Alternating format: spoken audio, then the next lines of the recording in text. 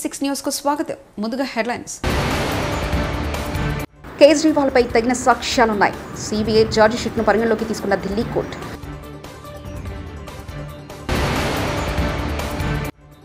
విపక్ష నేత 5 నిమిషాలు వచ్చి షో చేసి వెళ్లారు సీఎం చంద్రబాబు.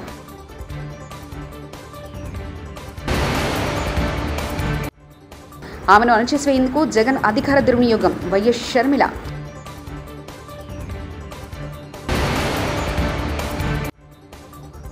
విజయవాడ వరద ముంపు ప్రాంతాల్లో హెలికాప్టర్ల ద్వారా ఆహార పంపిణీ.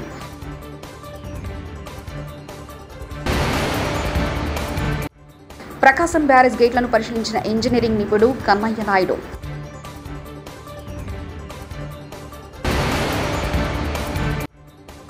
ఖమ్మం మంత్రులపై మాజీ మంత్రి Jagadish Reddy fire. Liquor scam కు సంబంధించి అవినీతి కేసులో ముఖ్యమంత్రి అరవింద్ కేజ్రీవాల్, ఆప్ ఎమ్మెల్యే దుర్గేష్ పాఠక్ తదితరులపై సిబిఐ దాఖలు చేసిన ఛార్జిషీట్ను ఢిల్లీ రౌస్ అవెన్యూ కోర్టు మంగళవారం పరిగణలోకి తీసుకుంది. కేజ్రీవాల్, ఇతర నిందితులపై ప్రొసీడింగ్స్ కు తగిన సాక్ష్యాలున్నాయని ప్రత్యేక న్యాయమూర్తి కావేరి బవేజా పేర్కొన్నారు. కేజ్రీవాల్, దుర్గేష్ పాఠక్లకు సమన్లు జారీ చేశారు. తదుపరి విచారణ సెప్టెంబర్ 11న జరగనుంది. వరద నీటిలో జనం ఇబ్బంది పడుతుంటే విపక్ష నేత వచ్చి షో చేసి వెళ్లారని ముఖ్యమంత్రి చంద్రబాబు తప్పుపెట్టారు. ఒకరికి కూడా ఆహార పొట్లం ఇవ్వలేదంటూ విపక్ష నేతలను ఉద్దేశించి వ్యాఖ్యానించారు. ఆపద సమయంలో కుట్రలు జరుగుతున్నాయని ఆవేదన వ్యక్తం చేశారు. ఇటీవల కొన్ని ఘటనలు అనుమానాస్పదంగా ఉన్నాయని గుర్తు చేశారు. జీతం తీసుకుంటున్నప్పుడు అధికారులకు బాధ్యత ఉండదా అంటూ కొందరి తీరును తప్పుపెట్టారు. నేరస్తులు కాకపోతే ఏంటిది అంటే మా అటెన్షన్ డైవర్ట్ చేసి ప్రజలకు ఇబ్బంది పెట్టాలని మీ ఆలోచన. ఇప్పుడు కూడా మీరు అన్నారు ఆ బోర్డ్స్ వచ్చాయి, ఎక్కడి నుంచి వచ్చా కూడా ఇన్వెస్టిగేషన్ చేస్తాం, ఎందుకు వచ్చా కూడా ఇన్వెస్టిగేషన్ చేస్తాం. అందులో కూడా ఎవరైనా ఉంటే మీరు అన్నట్టు ఆ బోట్లు వచ్చినప్పుడు కరెక్ట్గా అది కొట్టుకున్న ప్లేస్ చూశాను నేను. అంటే ఏంటిది ఎప్పుడు చరిత్రలో జరగల, ఇలాంటివన్నీ జరుగుతున్నాయి. ఇప్పుడు అనుమానం రాని వారికి కూడా అనుమానం వచ్చే పరిస్థితి. ఎందుకు బాబాయిని చంపి నెక్స్ట్ డే నారాసురు రక్త చరిత్ర రాయగలిగిన వాళ్ళు ఇంక అనుమానం ఎందుకు రాదండి? We are now I'm forced to suspect. ప్రతి ఒక్క ఈవెంట్ చూడండి, పాయిజన్ హాస్టల్స్లో ఏంటివన్నీ 1-4 సార్లు చెప్తున్నాను. ఇంక అందరిపైన నేను మా వాళ్ళపైన యాక్షన్ తీసుకోండి. ఎందుకంటే ఎక్స్ట్రా కేర్ఫుల్గా ఉండవలసిన బాధ్యత అధికార యంత్రాంగం పైన ఉంది. ఒకటి జరగకుండా చూసుకోవాలి, ఇలాంటి దుర్మార్గుల నుంచి కాపాడుకుంటూ ముందుకు పోవాలి, విజిలెంట్గా ఉండాలి. అది కూడా పెట్టాను. ఇప్పుడు అది కూడా అవేర్నెస్ తీసుకొస్తాం.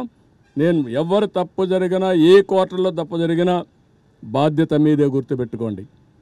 నిన్న మొన్న కొంతమంది ఆఫీసర్లు ఇక్కడికి పంపిస్తే సరిగా పనిచేయకుండా కొంత ఇది చేసే అది కూడా నా నోటీస్కి వచ్చింది. I'm very clear, we are all here. ప్రజాధనాన్ని మనకు శాలరీస్ ఇస్తున్నారు, public tax payers money. We are here to do job. అంతేగాని ఇంకొక మాట ఎవరైనా మాట్లాడితే మాత్రం చాలా సీరియస్గా ఉంటుంది. ఒకటే మాట చెప్తున్నా, కొంతమందికి ఇంకా ఉంది. మీరు కూడా సమాజంలో భాగం. సమాజంలో మీరు కూడా ఇలాంటి తప్పుడు సంకేతాలు ఇచ్చి మీ పరువు పోగొట్టుకోవద్దండి. కమాన్ మెయిన్ స్ట్రీమ్కి రమ్మని కోరుతున్నా, ప్రజాహితం కోసం పనిచేయమని కోరుతున్నా. చేయకపోతే వాళ్ళే ఏ విధంగా ఎలిమినేట్ చేయాలో వాళ్ళే ప్రజలే ఎలిమినేట్ చేసుకునే పరిస్థితి వస్తుంది. అన్నింటికంటే ముఖ్యంగా ప్రజలు ఆలోచించాలి. ఏంటంటే నిన్న వచ్చి 5 నిమిషాలు వచ్చి షో చేసి ఒక్క వ్యక్తికి ఒక పాకెట్ భోజనం ఇచ్చారండి, ఒక వ్యక్తిని పరామర్శించారండి, ఒక వ్యక్తిని సపోర్ట్ చేయడిగా చేశారండి. ఏంటివన్నీ వికృతమైన చేష్టలు, పనికిరాని చేష్టలు. ఎవరు చేయరు ఇవన్నీ. అందుకే నేను చెప్పాను ఎస్కోబార్ అని. ఇదే మరి చేసేవాడు, ఏది చేసిన ఇదే మరిగా. As long as you are in government roles, that is your duty to do government duty. Be clear. ఒకవేళ వీఆర్లో పెట్టాడు సిఎస్ఓ, లేదంటే మా డీజీ గారు ఓవర్లుక్ అయ్యారు, ఓవర్లుక్ అయితే పనిచేయవా నువ్వు? ఏమనుకుంటున్నారు మీరు? జీతం తీసుకోవడంలా? జీతం తీసుకున్నప్పుడు నీకు బాధ్యత లేదు. సమాజం నుండి కూడా బాధ్యత ఉంటుంది, గుర్తుపెట్టుకోండి. మీరు అందరం ప్రజలు ఉంటేనే మనం అందరం ఉంటాం. ప్రజలు ఇబ్బందుల్లో ఉన్నప్పుడు మీనమేషాలు లెక్కేయడం, వాళ్ళకు నష్టం వచ్చే పనులు చేయడం అది క్షమించరాని నేరం. I'm very clear on that. నేను కూడా ప్రజలకు ఎప్పటికప్పుడు కమ్యూనికేట్ చేస్తా. నేను వాళ్ళు ఏ నిర్ణయం చేసి దానికి ముందుకు పోతాను. మీ పరిపాలనలో కూడా ఇంకా ఏంటి? ప్రత్యేక విమానంలో గన్నవరం విమానాశ్రయం చేరుకున్న ఎన్డీఆర్ఎఫ్ ప్రత్యేక బృందాలు, 4 హెలికాప్టర్లు, మోటార్ బోట్లు, పడవలతో విమానాశ్రయం చేరుకున్న 120 మంది సిబ్బంది.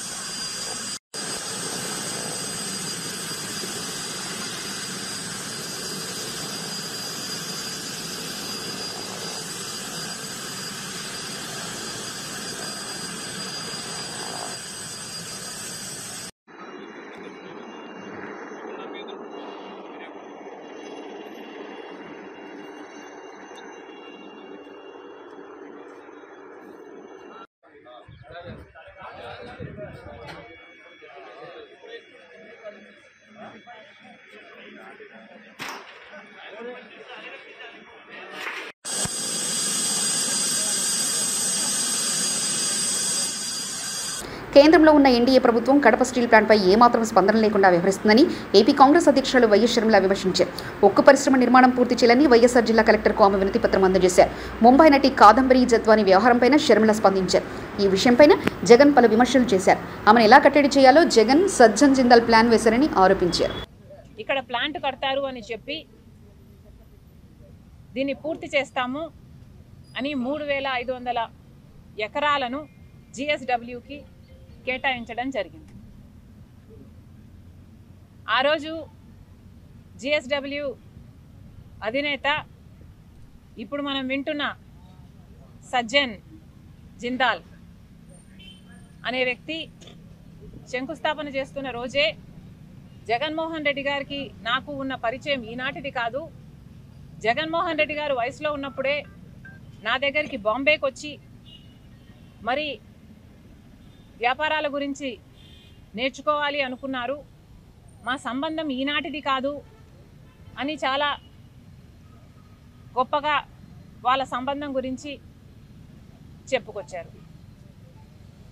చూసే వాళ్ళందరూ ఓహో స్టీల్ ప్లాంట్ కడుతున్నవాడు జగన్మోహన్ రెడ్డి గారికి అంత సన్నిహితుడు కాబట్టి స్టీల్ ప్లాంట్ ఇక ఏ ఆటంకాలు లేకుండా రాజశేఖర్ రెడ్డి గారి కళ నెరవేరబోతుంది, స్టీల్ ప్లాంటు కట్టేస్తారు అన్న లెవెల్లో బిల్డప్ ఇచ్చారు. ఆ తర్వాత జిందాల్ గారు, సజ్జన్ జిందాల్ గారు జగన్మోహన్ రెడ్డి గారికి తరచూ కలవడం, రావడం, తాడేపల్లి ఆయన ఇంటికి వెళ్ళడం, ఇవన్నీ చూస్తుంటే నిజంగానే జగన్మోహన్ రెడ్డి గారికి, జిందాల్ గారికి చిత్తశుద్ధి ఉంది స్టీల్ ప్లాంట్ పట్ల. ఇక వేగంగా స్టీల్ ప్లాంట్ కట్టేస్తారు, పూర్తయిపోతుంది అని అందరం అనుకున్నాం.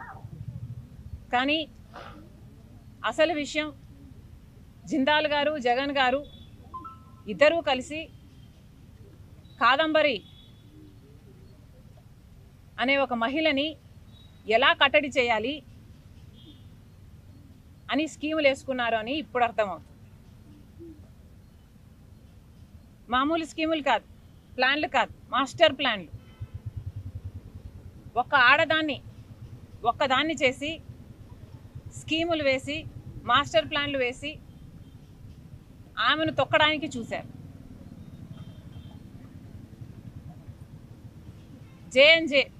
జే స్క్వేర్ బుర్రలు పెట్టారు జగన్ గారు, జిందాలు బుర్రలు పెట్టి ఒక్క మహిళని అడ్డుకోవడానికి, ఎదుర్కోవడానికి అన్ని స్కీములు వేసి దాన్ని ఎలా ఆచరణలో పెట్టారో ప్రజలందరూ చూశారు.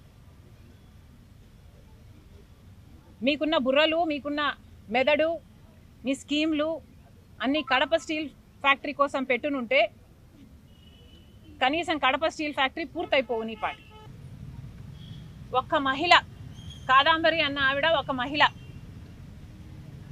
నాకు తెలిసి నేను కనుక్కుంటే నాకు తెలిసిన విషయం, ఆవిడ ఒక డాక్టర్ అని, ఇంటర్నేషనల్ ఇన్స్టిట్యూట్స్కి రీసెర్చ్ పేపర్స్ కూడా రాసింది అని, ఒక అకంప్లిష్డ్ ఉమెన్ అని, ఆమె యాక్టింగ్ ఫీల్డ్లోకి వచ్చి ఒక యాక్ట్రెస్ అవుదాం అనుకున్నారని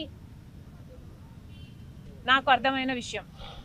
అలాంటి ఆవిడ నన్ను ఎక్స్ప్లాయిట్ చేశారు అని ఒక కేసు పెట్టబోతే, అది పెద్ద మనిషి, సమాజంలో ఆర్థికంగా బాగా గట్టిగా స్ట్రాంగ్గా ఉన్నవాడు కాబట్టి తొక్కాలని చూశాడు అని నాకు అర్థమైంది.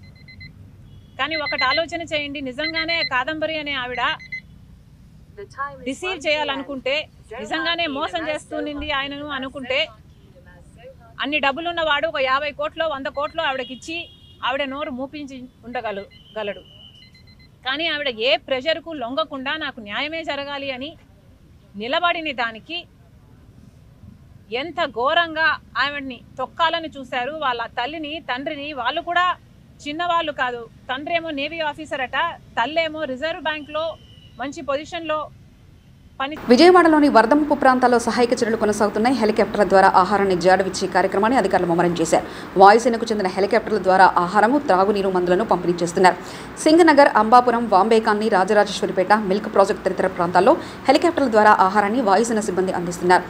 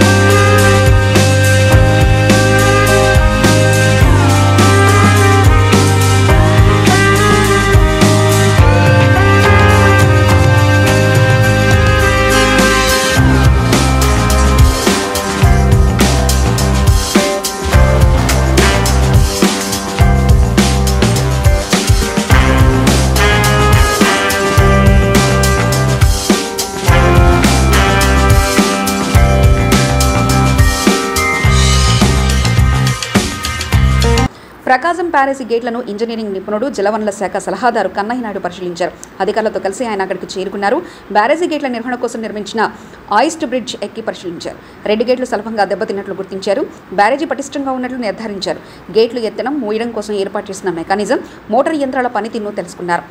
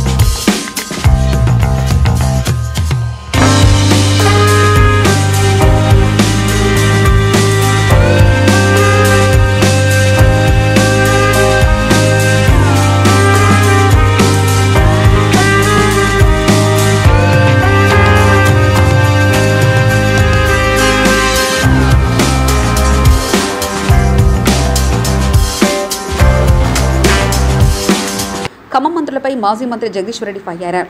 ఈ దాడులతో తోటి మమ్మల్ని భయపెట్టాలని అనుకుంటే, మేము వెనక్కిపోతాం అనుకుంటే అది మీ భ్రమ.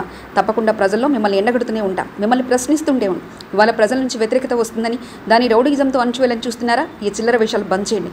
ఖమ్మంలో ఉన్న 3 మంత్రులను డిమాండ్ చేస్తున్న మాపై జరిగిన దాడికి మీకు సంబంధం లేకుంటే దాడి చేసిన దుర్మార్గులను వెంటనే అరెస్ట్ చేయండి. మా కార్యకర్తలను కారు ముందుకొచ్చి దొబ్బి చంపే ప్రయత్నం చేశారు. ఆ సమయంలో మాజీ మంత్రి హరీష్ రావు మీద దాడికి దిగారంటూ మాజీ మంత్రి జగదీష్ రెడ్డి ఆరోపించారు. అరెస్ట్ చేయాలి. పైగా కాన్వాయ్ ముందు నడుస్తున్న మా కార్యకర్తను కారు కిందకి నెట్టి ఆయన చంపే ప్రయత్నం చేశారు. ఆ గందరగోళంలోనే హరీష్ రావు గారి మీద దాడి చేసే ప్రయత్నం చేశారు. పోలీసుల సాక్షిగా ఇటువంటి దాడులతోని మమ్మల్ని నేను భయపెట్టిస్తామనుకుంటే, మేమేదో వెనుకపోతామనుకుంటే మీ భ్రమ అవుతుంది. తప్పకుండా మీ వెంట పడుతూనే ఉంటాం, మీ వైఫల్యాలను ఎండగడుతూనే ఉంటాం, తెలంగాణ ప్రజల్ని జాగృతం చేస్తూనే ఉంటాం. ఏ పరిస్థితులు కూడా మిమ్మల్ని వదిలిపెట్టాం. గుర్తుపెట్టుకోండి, ఈ చిల్లర పనులు మానుకోండి. ప్రతి సందర్భంలో వైఫల్యం చెందినరు, అన్ని విషయాలలో ప్రతి విషయంలో మోసమే చేస్తున్నారు ప్రజల్ని.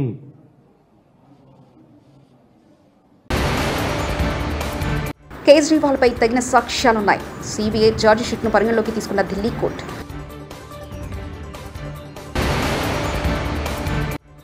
విపక్ష నేత 5 నిమిషాలు వచ్చి షో చేసి వెళ్లారు సీఎం చంద్రబాబు.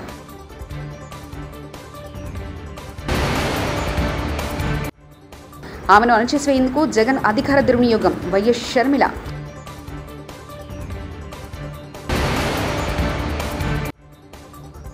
విజయవాడ వరద ముంపు ప్రాంతాల్లో హెలికాప్టర్ల ద్వారా ఆహార పంపిణీ.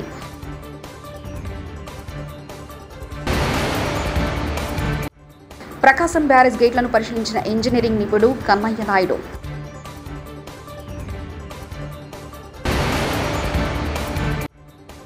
ఖమ్మం మంత్రులపై మాజీ మంత్రి జగదీష్ రెడ్డి ఫైర్. ఇవి బులెటిన్ విశేషాలు. చూస్తూనే ఉండండి టీవీ 66 న్యూస్.